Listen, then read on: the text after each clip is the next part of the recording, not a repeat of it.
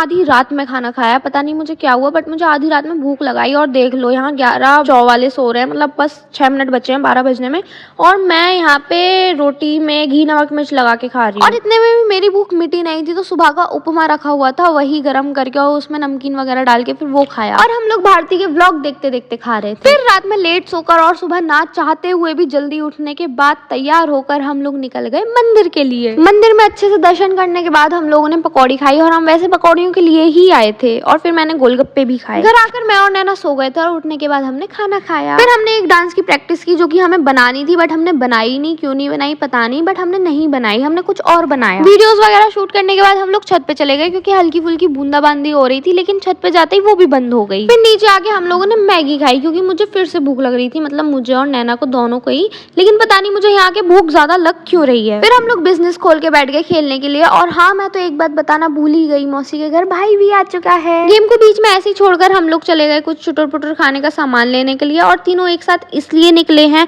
ताकि कोई चीटिंग न कर ले। बैठ के हम लोग कर रहे हैं पंचायत, क्योंकि हमारे गैंग का एक और मेंबर आ चुका है। उसके बाद हम लोगों ने मस्त पार्टी की ऊनो खेलते खेलते, और फिर हम लोग बिजनेस खेलने बैठ गए। एक बिजनेसमैन के साथ हम लोग बिजनेस खेलने बैठे हैं। देख रहे हो, अमीरी इतना ज्यादा पैसा है हमारे पास कि हमने ऐसे सजा के रख रखा है।